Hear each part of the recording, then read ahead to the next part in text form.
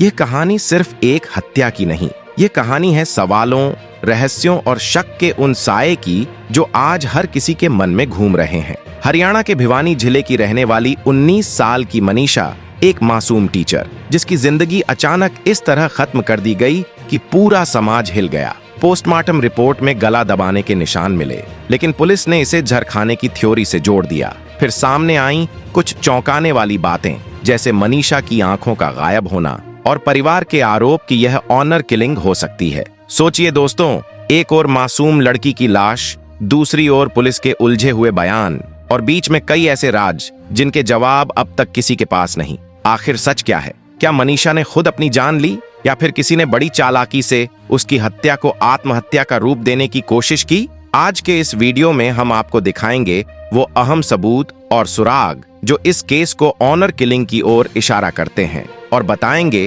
कि क्यों यह मामला सिर्फ एक लड़की की मौत का नहीं बल्कि पूरे समाज की सोच पर सवाल खड़ा करता है।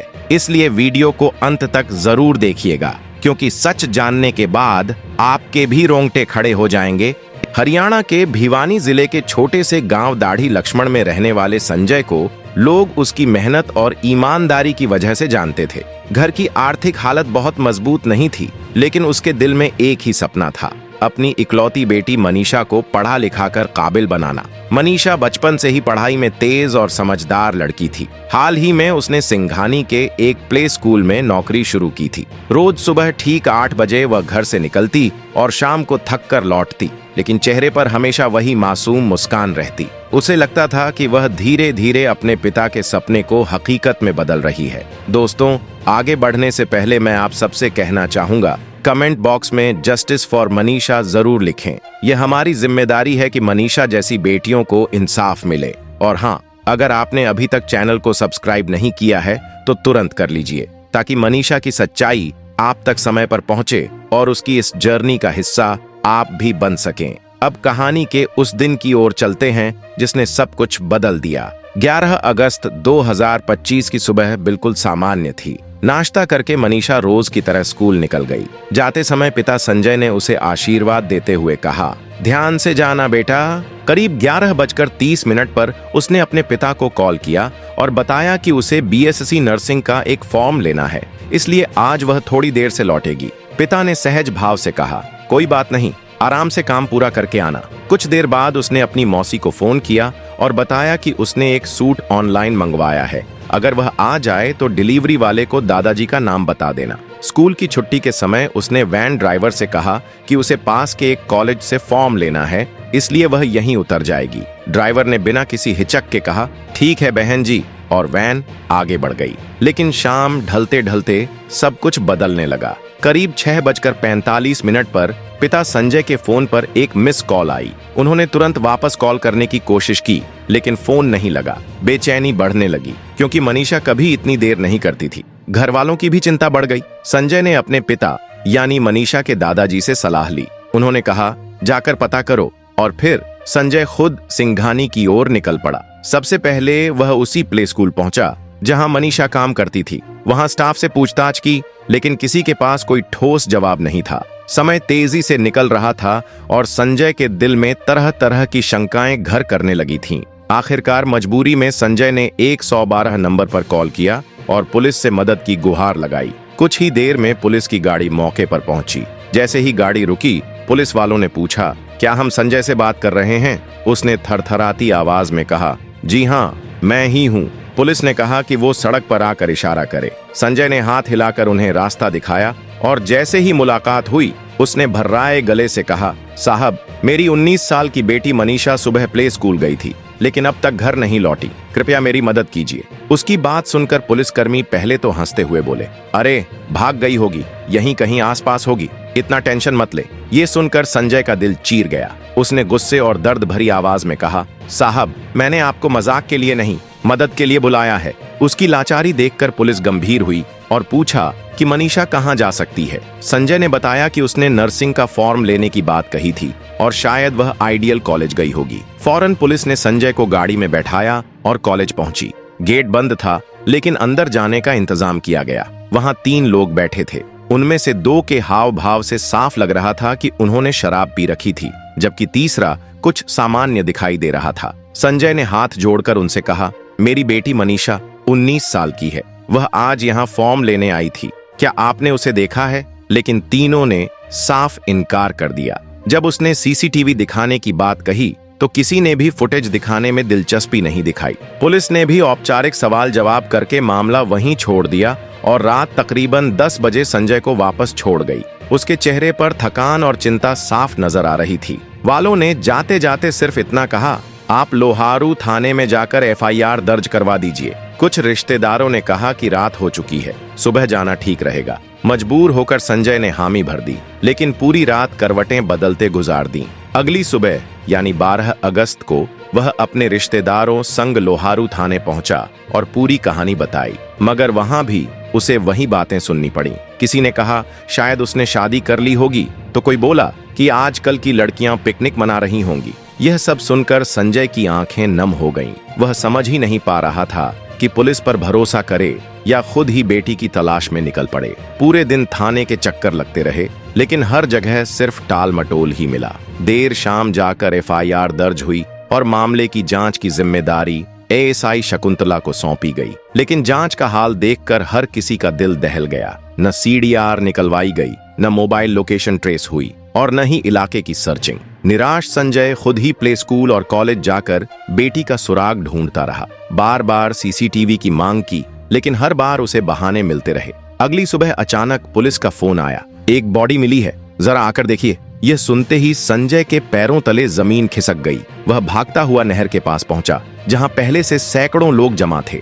कपड़ों को देखते ही वह चीख पड़ा, ये मेरी बेटी है। उसकी चीख सुनकर वहां मौजूद हर कोई सन्न रह गया। मनीषा का शव देखकर दिल दहल उठा। आंखें बाहर निकली हुई थीं, गर्दन पर गहरे वार के निशान थे, जैसे किसी ने कई बार धारदार हथियार से हमला किया हो। हालत इतनी भयावह थी कि देखने वालों की रूह कांप गई। पुलिस ने शव को कब्जे में लेकर पोस्टमार्टम के लिए भेज दिया, लेकिन खबर फैलते ही पूरे इलाके में सनसनी मच गई। लोगों का गुस्सा फूट पड़ा। हर कोई कहने लगा, अगर पुलिस ने पहली शिकायत को गंभीरता से लिया होता तो शायद मनीषा आज जिंदा होती। पोस्टमार्टम रिपोर्ट आने के बाद परिवार ने साफ कहा कि जब तक अपराधी पकड़े नहीं जाते तब तक अंतिम संस्कार नहीं होगा। धीरे धीरे विरोध की लहर पूरे जिले में फैल गई। दुकानदारों ने दुकानें बंद कर दी, छात्र छात्राओं ने प्रदर्शन शुरू कर दिया। झज्जर, जींद, फतेहाबाद, रोहतक, करनाल, हर जगह से एक ही आवाज उठ रही थी, न्याय चाहिए। जनता के दबाव में सरकार को झुकना पड़ा।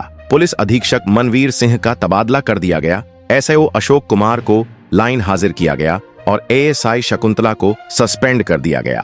यहां तक कि 112 पर मौजूद ईएसआई अनूप, कांस्टेबल पवन और एसएपीओ धर्मेंद्र को भी निलंबित कर दिया गया। लेकिन भीड़ का गुस्सा शांत नहीं हुआ। लोग कहने लगे, सस्पेंड तो कर दिया, कल बहाल भी कर देंगे, पर हमारी बेटी तो कभी वापस नहीं आएगी। इसी बीच कुछ दिनों बाद अचानक सोशल मीडिया पर एक चिट्ठी वायरल हुई। दावा किया गया कि मनीषा ने आत्महत्या की है। पत्र में लिखा था कि उसने कॉलेज के पास की दुकान से झर खरीदा और आखिरी लाइन में लिखा, सॉरी मम्मी पापा, मैं आपको तकलीफ नहीं देना चाहती, मुझसे अब और सहा नहीं जा रहा। मैंने कोई गलत काम नहीं किया, लेकिन मैं आप सब पर बोझ नहीं बन सकती। यह शब्द उस पत्र में लिखे मिले जिसे पुलिस ने सुसाइड नोट बताया। लेकिन असली सवाल यहीं से उठने लगे। लोगों ने कहा, अगर यह पत्र पहले से मौजूद था तो 4 दिन तक क्यों नहीं दिखाया गया? और जो सामने आया वह भी तो एक फोटोकॉपी जैसा लग रहा था, तो असली पत्र कहाँ है? और भी रहस्यमयी बात यह थी कि पुलिस का दावा था लड़की ने कीटनाशक लिया,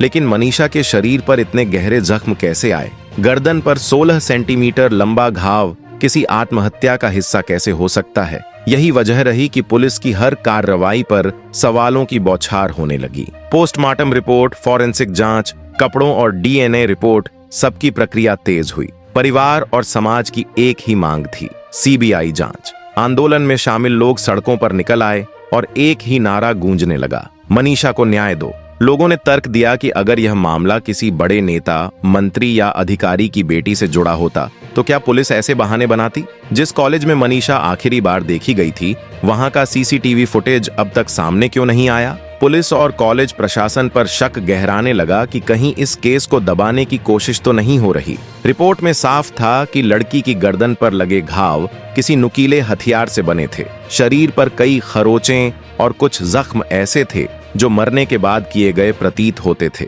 कुछ विशेषज्ञों ने तो यह भी कहा कि शायद हत्या के बाद आसपास घूमने वाले जानवर जैसे सुअर या कुत्ते ने शरीर को नुकसान पहुंचाया हो, क्योंकि घटनास्थल पास ही नहर के किनारे था। लेकिन इन सारी बातों के बीच एक और गहरी साजिश की बू आने लगी। अगर पुलिस ने उसी समय कॉलेज का सीसीटीवी जब्त कर लिया होता, मोबाइल लोकेशन खंगाली होती, तो शायद आज हत्यारा पकड़ा जा चुका होता। परिवार लगातार यही कहता रहा कि मनीषा बेहद समझदार और जिम्मेदार लड़की थी। वह किसी भी हालत में बिना वजह इतना बड़ा कदम नहीं उठा सकती थी। गांव के बुजुर्ग भी यही कहते, बच्ची पढ़ाई में अच्छी थी, किसी से उलझती नहीं थी। वहीं कुछ लोग इशारा कर रहे थे कि कॉलेज के आसपास अक्सर असामाजिक तत्व मंडराते रहते थे, जो लड़कियों को परेशान करते थे।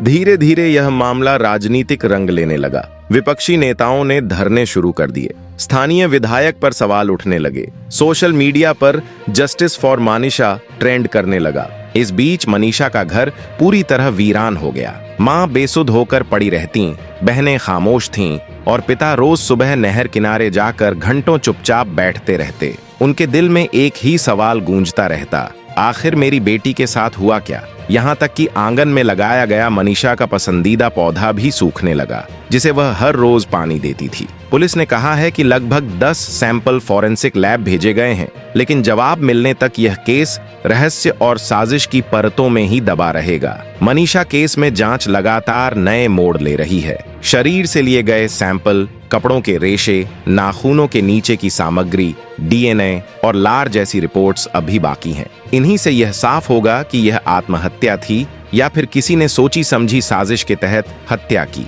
लेकिन लोगों का डर गहरा है, कहीं मामले को मोड़कर आत्महत्या घोषित न कर दिया जाए। धीरे धीरे गुस्सा पूरे प्रदेश में फैलने लगा। हालात ऐसे बने कि सरकार को कहना पड़ा, जरूरत पड़ी तो सीबीआई जांच कराई जाएगी। अब यह सिर्फ एक गांव की बेटी की कहानी नहीं रही, बल्कि पूरे प्रदेश की बेटियों की आवाज बन गई है। हर पिता बेटी को विदा करते समय सहम जाता है कि कहीं उसके साथ भी ऐसा न हो जाए। यह घटना समाज को आईना दिखा रही है। लोग पूछ रहे हैं, अगर कोई गरीब इंसान न्याय मांगे तो क्या उसे यूं ही डरा धमकाकर या मजाक उड़ाकर वापस भेज दिया जाएगा? क्या 112 नंबर सिर्फ पोस्टरों पर अच्छे दिखने के लिए है? अगर पुलिस ने समय पर कदम उठाया होता तो शायद मनीषा आज जिंदा होती, नर्सिंग कॉलेज में पढ़ाई कर रही होती और रोज शाम को घर लौटकर मुस्कुराते हुए अपने पिता से पूछती, पापा चाय बना दूं? लेकिन आज उसकी जगह एक पिता अकेला बैठा है, चाय का कप सामने रखा है और आंखों के सामने कभी मनीषा का हंसता चेहरा घूमता है,